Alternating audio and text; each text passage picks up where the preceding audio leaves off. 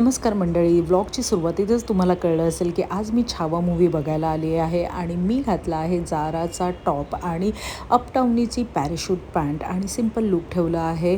तर चला आज मी तुमच्याबरोबर शेअर करणार आहे honest review of Chhaava movie.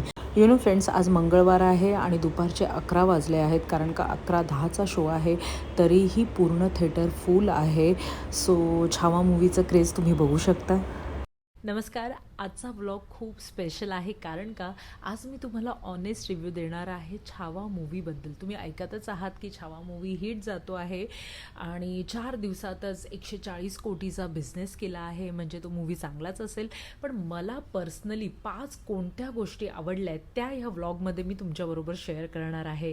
तर चला बघूया ऑनेस्ट रिव्ह्यू आणि माझ्या 5 फेवरेट गोष्टी ह्या छावा मूव्हीबद्दल. फ्रेंड्स, पहिला सीन जो मला आवडला तो म्हणजे छत्रपती संभाजी महाराज युद्ध करत असतात आणि युद्ध करता करता त्यांच्यासमोर एक 5 ते 6 वर्षाचं मूल येतं छोटंसं, आणि अशा वेळी ते लगेच काहीही न विचार करता त्या मुलाला उचलतात आणि त्यांना वाचवतात आणि स्वतःच्या घोड्यावर ठेवतात आणि आजूबाजूला बघतात तर त्याची आई एका साईडला उभी असते. तर अशा वेळी स्वतःची जीवाची काळजी न करता ते त्या मुलाला आपल्या आईकडे देतात आणि त्या मुलाचा जीव वाचवतात युद्ध करताना. सेकंड सीन आहे तो फ्रेंड्स माझा खूपच फेवरेट आहे आणि हार्ट टचिंग आहे, कारण का छत्रपती संभाजी महाराजांना जेव्हा टॉर्चरमेंट दिली जात असते त्यावेळी औरंगजेब वैतागून म्हणतो की अरे तू मुघल साम्राज्यामध्ये सामील होऊन जा आणि तुझा धर्म चेंज करून घे. ह्यावेळी फ्रेंड्स अक्षरशः जे संभाजी महाराजांचं उत्तर होतं त्यावर मीही टाळ्या वाजवल्या पूर्ण थिएटरमध्ये, कारण का ते असं म्हणतात मी सामील नाही होणार, पण तू मराठा साम्राज्यामध्ये सामील होऊन जा आणि तुला तुझा धर्मही बदलावा लागणार नाही.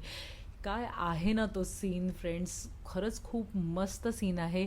जेव्हा पण तुम्ही मूव्ही बघाल तेव्हा हा सीन नक्की बघून तुम्हाला आठवेल माझा व्लॉग. तिसरी गोष्ट जी मला ह्या मूव्हीमधली सगळ्यात जास्त आवडली ते म्हणजे शक्तीपेक्षा कधीकधी युक्तीही कामी येते, आणि छत्रपती संभाजी महाराजांनी ह्या मूव्हीमध्ये वेगवेगळ्या प्रकारची युद्ध लढवून औरंगजेबाचं सैन्य 50% कमी केलेलं आहे.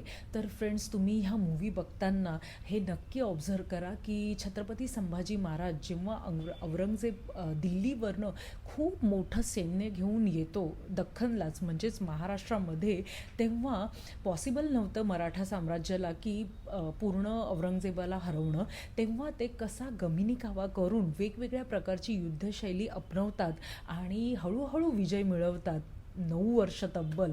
ते तुम्ही नक्की ऑब्झर्व करा ह्या मूव्हीमध्ये. चौथी गोष्ट जी मला आवडली ती म्हणजे छत्रपती संभाजी महाराज आणि त्यांच्या बायकोमधले जे संवाद आहेत ते खूपच अप्रतिम आहेत. जेव्हा शेवटच्या वेळी छत्रपती संभाजी महाराज युद्धावर जातात तेव्हा एक काव्य रूपात ते त्यांच्या मिसेसला म्हणजेच त्यांच्या बायकोला एक मेसेज कन्वे करतात. तो एंडमध्ये दाखवला जातो. तो मेसेज तुम्ही नक्की बघा. 5वी माझी फेवरेट गोष्ट म्हणजे की हा मूव्ही बनला गेला आहे आणि सगळ्यांना छत्रपती संभाजी महाराज कोण होते ह्याची माहिती मिळाल्यामुळे, कारण का खूप कमी लोकांना छत्रपती संभाजी महाराजांविषयी माहिती आहे आणि या मूव्हीमुळे ही माहिती कळत असल्यामुळे मला खूपच आनंद होत आहे. फ्रेंड्स, जाता जाता तुमच्या माहितीसाठी फक्त की लेखक शिवाजी सावंत यांनी छावा ही कादंबरी लिहिली आहे. जर तुम्हाला मराठी पुस्तकं वाचायला आवडत असतील तर प्लीज तुम्ही छावा ही कादंबरी वाचा. त्यामुळे तुम्हाला छत्रपती संभाजी महाराजांविषयी अजून माहिती मिळेल. फक्त ते युद्धात किंवा ते खूप स्ट्रॉंग होते किंवा त्यांना तलवारबाजी व्यवस्थित यायची हेच नाही, तर त्यांना 13 वेगवेगळ्या भाषा यायच्या आणि अजून भरपूर गोष्टींमध्ये ते पारंगत होते. तर त्यांच्याविषयी जर अजून माहिती पाहिजे असेल तर नक्की छावा ही कादंबरी वाचा आणि हा मूव्ही बघायला नक्की जा. हे पेड प्रमोशन नाही आहे, पण आपण ज्या महाराष्ट्रामध्ये राहतो त्याची खरी हिस्ट्री आपल्याला माहितीच पाहिजे. त्याच्यासाठी हा मूव्ही नक्की बघा.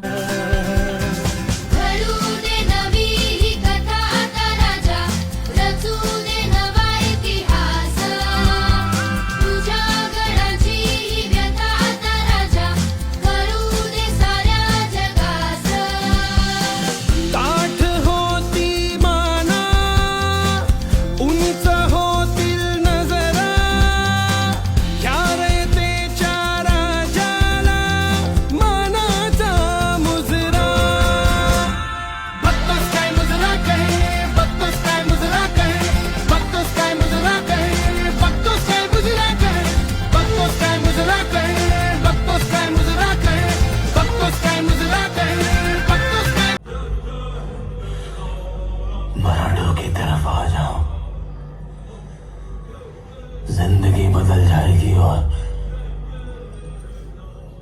धर्म भी बदलना नहीं पड़ेगा।